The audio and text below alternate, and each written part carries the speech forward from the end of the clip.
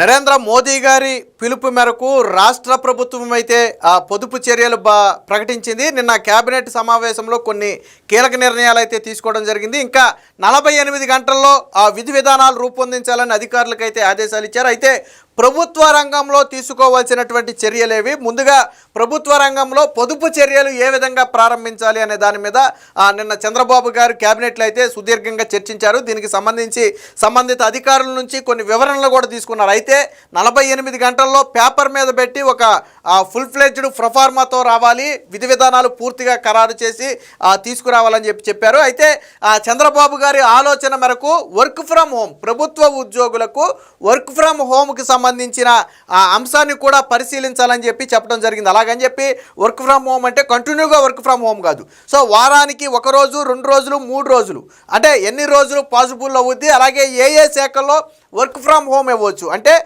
Online ద్వారా ఉద్యోగులు పనిచేసే అవకాశం. ముఖ్యంగా కొన్ని శాఖల్లో వర్క్ ఫ్రమ్ హోమ్ అనేది సాధ్యపడదు. పోలీస్ శాఖ కావచ్చు, హెల్త్ కావచ్చు, ఇలాంటి శాఖల్లో వర్క్ ఫ్రమ్ హోమ్ అనేది సాధ్యపడదు. కానీ మిగిలిన శాఖల్లో కొంత వర్క్ ఫ్రమ్ హోమ్ అనేది వారానికి 1 రోజు, 2 రోజులు ఆన్లైన్ ద్వారా పనులు చేయించే అంశాన్ని కొంత పరిశీలించవచ్చు. లేదా కీలకమైన ఉద్యోగులు మాత్రమే ఆఫీస్కి వస్తే మిగిలిన ఉద్యోగులు ఆన్లైన్ నుంచి పనిచేసే అవకాశం కూడా ఉంటుంది. సో ఈ అంశాన్ని పూర్తిగా పరిశీలించాలని చెప్పారు. లైక్ కరోనా సమయంలో ఆల్మోస్ట్ అందరూ కూడా వర్క్ ఫ్రమ్ హోమ్ నుంచి చేసిన వాళ్ళే ప్రధానంగా.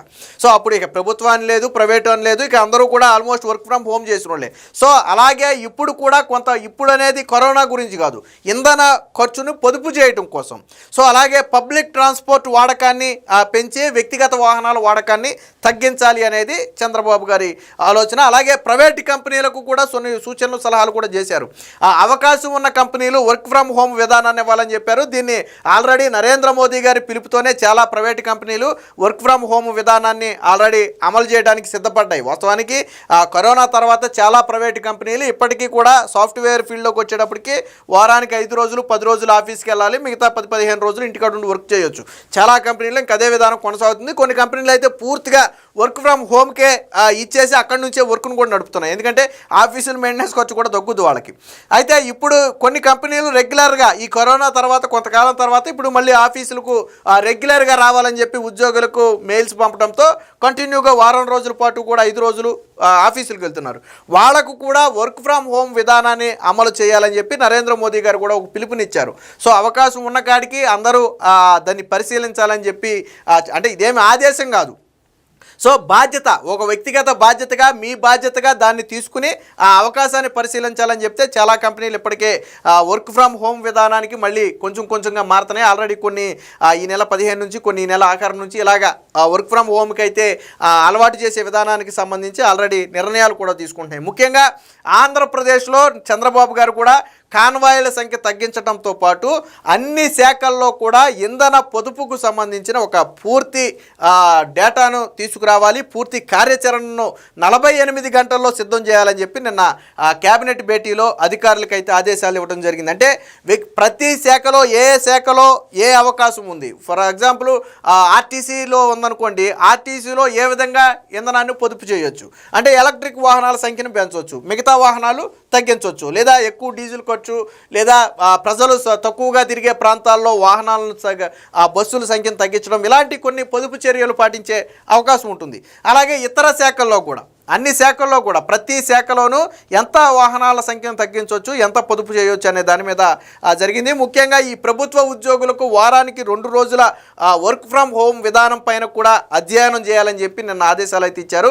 ఇప్పటి వరకు ఎటువంటి నిర్ణయం తీసుకోకపోయినప్పటికీ కూడా వారానికి 2 రోజులు ప్రభుత్వ ఉద్యోగుల్ని ఇంటి వద్ద నుంచే పని చేయిస్తే, దాదాపుగా ఒక 2-3 లక్షల మంది ప్రభుత్వ ఉద్యోగులు ఉన్నారనుకోండి ఫర్ ఎగ్జాంపుల్ రాష్ట్ర వ్యాప్తంగా, అందులో మెజారిటీ ఉద్యోగులు వ్యక్తిగత వాహనాలు వేసుకొచ్చే వాళ్ళే ఉంటారు. పబ్లిక్ ట్రాన్స్పోర్ట్కి వచ్చేవాళ్ళు చాలా తక్కువ మంది ఉంటారు, 5-10% పబ్లిక్ ట్రాన్స్పోర్ట్కి వచ్చేవాళ్ళు ఉంటారు. మిగతా వాళ్ళందరూ కూడా కార్లు కావచ్చు, బైకులు కావచ్చు, వ్యక్తిగత వాహనాలతోనే వస్తారు. సో ఈ 2-3 లక్షల మంది ఉద్యోగులు కూడా వారానికి ఒక 2 రోజుల పాటు వాహనాలు బయటకు తీయకపోతే అది కొంత ఇంధనాన్ని సేవ్ చేసినట్టుగానే అవుతుంది కదా.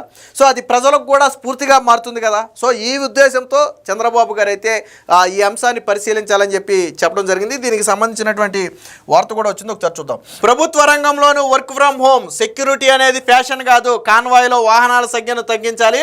పశ్చిమాసియాలో యుద్ధం నేపథ్యంలో చంద్రబాబు గారి సూచన. అమెరికాలో కంటే రాష్ట్రంలోని పర్యాటక ప్రాంతాలే చాలా బాగుంటాయని చెప్పి చంద్రబాబు గారు చెప్పారు. పశ్చిమాసియాలో యుద్ధ పరిస్థితుల నేపథ్యంలో ప్రధాని నరేంద్ర మోదీ ప్రకటించిన 8 అంశాలని ప్రతి పౌరుడు తప్పక పాటించాలని ముఖ్యమంత్రి చంద్రబాబు గారు పిలుపునిచ్చారు. దీనికి సంబంధించి నేడో రేపో రాష్ట్ర ప్రభుత్వం పరంగా, అంటే వాస్తవానికి నిన్న ఆల్రెడీ కేబినెట్ కూడా సమావేశం అయిపోయింది. సో ఒక నిర్ణయాన్ని ప్రకటిస్తారు. వర్క్ ఫ్రమ్ హోమ్ విధానాన్ని ప్రభుత్వ రంగంలోనూ అమలు చేస్తామని స్పష్టం చేశారు. ప్రపంచం మొత్తం కూడా ఇంట్లో కూర్చుని పనిచేసే పరిస్థితి త్వరలోనే రాబోతుందని, ప్రతి ఒక్కరూ దోబరా ఖర్చులు తగ్గించుకోవాలని, నా దేశం నా బాధ్యత అనే విధానంతో పనిచేయాలని కోరారు. సో ప్రజలు బాధ్యతతో ఆలోచిస్తే అన్ని సమస్యలకు పరిష్కారం దొరుకుతుందని చెప్పి నిన్న చంద్రబాబు గారు చెప్పారు. ఇక ప్రభుత్వ రంగంలో కూడా వర్క్ ఫ్రమ్ హోమ్, ఏదైతే కరోనా సమయంలో ప్రైవేటు రంగాలకి విస్తరించినటువంటి ఈ వర్క్ ఫ్రమ్ హోమ్ ఉందో, ఈ విధానాన్ని ఇప్పుడు ప్రభుత్వ రంగంలో కూడా తీసుకురావాలి. దీనివల్ల అంటే మనం కేవలం ఇంధనం గురించి అనుకుంటున్నాం. ఒకవేళ నిజంగా ప్రభుత్వ రంగంలో 2 రోజులు వర్క్ ఫ్రమ్ హోమ్ ఇస్తే ఆ రోజు ప్రభుత్వ కార్యాలయాల్లో ఏసీలు వాడకం తగ్గుద్ది, ఫ్యాన్లు వాడకం తగ్గుద్ది, లైట్లు వాడకం తగ్గుద్ది, ఇంటర్నెట్ వాడకం తగ్గుద్ది. సో ఇలాగా అన్ని వాడకాలు కూడా అక్కడ తగ్గుతాయి. కేవలం ఇంధనం ఒకటే కాదు, మీకు కరోనా సమయంలో చూడండి మొత్తం పూర్తిగా ఆఫీసులకు అసలు ఎటువంటి ఖర్చులు లేనటువంటి పరిస్థితి. సరే రెంట్ అనేది తప్పేది కాదు అనుకోండి, ఇతర ఏ ఖర్చులు కూడా లేనటువంటి పరిస్థితి. సో ఒక ఆఫీస్ బాయ్ ఖర్చు ఉండదు, అలాగే కరెంటు బిల్లు ఖర్చు ఉండదు, అలాగే ఇంటర్నెట్ ఖర్చు ఉండదు, లేదా దాని మెయింటెనెన్స్ ఖర్చులు ఉండవు. సో ఇలాంటి ఖర్చులన్నీ కూడా కరోనా సమయంలో మిగిలినాయి. కాకపోతే వర్క్ ఫ్రమ్ హోమ్ అనేది పూర్తిగా శాశ్వతంగా చేయగలమంటే కష్టతరమైంది అనుకోండి. బట్ ఈ విధానాన్ని తొలిసారిగా ప్రభుత్వ విధానం, నాకు తెలిసి బహుశా దేశంలో ఇప్పటివరకు ఎక్కడా కూడా ప్రభుత్వ ఉద్యోగులకు వర్క్ ఫ్రమ్ హోమ్ విధానం అనేది ఇప్పుడైతే ఇవ్వలేదు. కరోనా సమయంలో కొంత ఇళ్ళకాడు అందరూ పనిచేశారు, అది వేరే విషయం. ఇప్పుడైతే ఇవ్వలేదు. బట్ ఆ విధానాన్ని తొలిసారిగా ఆంధ్రప్రదేశ్లో అమలు చేయాలని చెప్పి చంద్రబాబు గారు అయితే ఒక నిర్ణయానికి వచ్చారు. నిన్న జరిగినటువంటి ఈ కేబినెట్ భేటీలోనే ఈ విధానం పైన అధ్యయనం చేయాలని చీఫ్ సెక్రటరీ సాయి ప్రసాద్ అయితే ఆదేశాలు కూడా ఇచ్చారు. ఏ శాఖలో వర్క్ ఫ్రమ్ హోమ్ ఇవ్వచ్చు, ఎన్ని రోజులు ఇవ్వచ్చు, లేదా ఎంతమంది ఉద్యోగులకు ఇవ్వచ్చు. అలాగని చెప్పి నేను ఇందాకే చెప్పినట్టుగా ఒక ఆఫీసులో పనిచేసే మొత్తం 100% ఉద్యోగులకి వర్క్ ఫ్రమ్ హోమ్ అంటే ఇబ్బందులు ఏర్పడవచ్చు. అందులో ఖచ్చితంగా రావాల్సిన అవసరం ఉన్నటువంటి ఉద్యోగులు వస్తారు, మిగిలిన ఉద్యోగులు ఇంటి వద్ద నుంచి పనిచేస్తారు. సో ఈ విధానాన్ని కూడా, అలాగే కొన్ని శాఖల్లో వర్క్ ఫ్రమ్ హోమ్ అనేది సాధ్యపడదు. నేను ఇందాకే చెప్పినట్టుగా పోలీస్ శాఖలో కావచ్చు, లేదా హెల్త్ శాఖలో కావచ్చు, మెజారిటీ ఉద్యోగులు వర్క్ ఫ్రమ్ హోమ్ అనేది అక్కడి నుంచి సాధ్యపడదు. ఏ కాల్స్ లాంటివో లేదా డేటా ఆపరేటర్ లాంటిదో అయితే బహుశా ఇంటికాడ నుంచి చేయొచ్చేమో, కానీ మిగిలినవన్నీ కూడా అక్కడి నుంచి అయితే చేయడం కుదరదు. సో ఈ అంశాన్ని పూర్తిగా పరిశీలించాలని చెప్పి నిన్న చంద్రబాబు గారు చెప్పారు. ఇంకా ఏం చెప్పారనేది కూడా ఒకసారి చూద్దాం. కాన్వాయ్లో వాహనాల సంఖ్యను తగ్గించుకోవాలి, భద్రత అనేది అర్థవంతంగా ఉండాలని చెప్పారు. అన్నిటికీ విదేశాల మీద ఆధారపడకుండా మనం స్వయం సమృద్ధి సాధించాలి అన్నారు. ప్రతి ఇల్లు పొలంలో సౌర ఫలకాలు ఏర్పాటు చేసుకుని విద్యుత్ ఉత్పత్తి చేసుకోవాలి. ఆ విద్యుత్తును మీ అవసరాలకు వినియోగించుకోగా మిగిలినది అమ్ముకునే ఆదాయం కూడా పొందవచ్చు. ప్రభుత్వ సౌర ఫలకాలు ఏర్పాటుకి ఇస్తున్న రాయితీలను కూడా వినియోగించుకోవాలని చెప్పారు. అలాగే దేశీయంగా అద్భుత ప్రాంతాలు, మోదీ ప్రధాని చెప్పినట్టుగా వీలైనంత వరకు విదేశీ పర్యటనలు తగ్గించుకోవాలి. చాలామంది సెలవులకు అమెరికా, ఆస్ట్రేలియా లాంటి దేశాలకు వెళుతున్నారు. అక్కడికంటే మంచి ప్రాంతాలు మన దేశంలో ఎన్నో ఉన్నాయి. కాశ్మీర్ కంటే అందమైన ప్రదేశాలని అరకులోయలో చూడవచ్చు. గోదావరిలో పోలవరం నుంచి పాపికండ్ల వరకు వెళ్ళండి, అంతకు మించిన సుందర ప్రాంతాన్ని నేను ప్రపంచంలోనే ఎక్కడా చూడలేదు.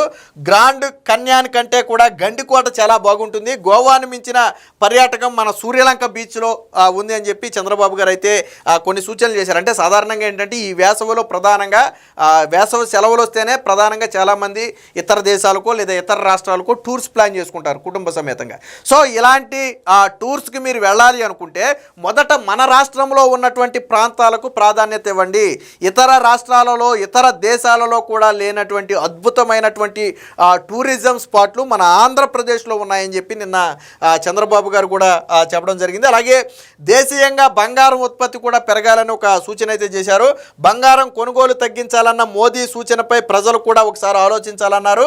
దేశీయంగా బంగారం ఉత్పత్తి పెంచడం మీద దృష్టి పెట్టాలి. అప్పుడే విదేశాల నుంచి దిగుమతి చేసుకునే పరిస్థితి అయితే తగ్గుతుంది. విదేశీ మారక ద్రవ్యాన్ని మనం ఆదా చేయగలమని చెప్పడం జరిగింది. కర్నూలులో వచ్చే నెలలో బంగారం గనిని ప్రారంభించబోతున్నాం. దేశీయంగా ఉత్పత్తి అయ్యే బంగారంలో 50 నుంచి 60% ఇక్కడి నుంచే రానుంది. సో భవిష్యత్తులో మనకి బంగారం సంబంధించి విదేశాల నుంచి దిగుమతి చేసుకునే అవకాశం కొంత తగ్గొచ్చు. ఎందుకంటే ఈ కర్నూలులో వచ్చే నెలలో ఈ బంగారపు గని, ఏదైతే కర్నూలులో గోల్డ్ ఉందని చెప్పి తేలిందో, అక్కడ పనులైతే వచ్చే నెల నుంచి ప్రారంభించబోతున్నారు. దేశీయంగా ఉత్పత్తి అయ్యే మొత్తం బంగారంలో దాదాపుగా 50% నుంచి 60% బంగారం అక్కడి నుంచే ఉత్పత్తి చేయబోతున్నారు. అంటే ఇప్పటికే ఉత్పత్తి అయ్యే బంగారానికి ఇది అదనంగా తోడవటంతో కొంత దిగుమతిని తగ్గించుకునే అవకాశం అయితే ఉందని తెలుస్తుంది. ఇక పెట్రోలు డీజిల్ వినియోగం కూడా తగ్గించాలని చెప్పి చంద్రబాబు గారు సూచించారు. సంక్షోభాల సమయంలో ప్రజలు కూడా సొంతగా కొన్ని నిర్ణయాలు తీసుకోవాలి. పెట్రోల్ డీజిల్ వినియోగాన్ని తగ్గించాలి.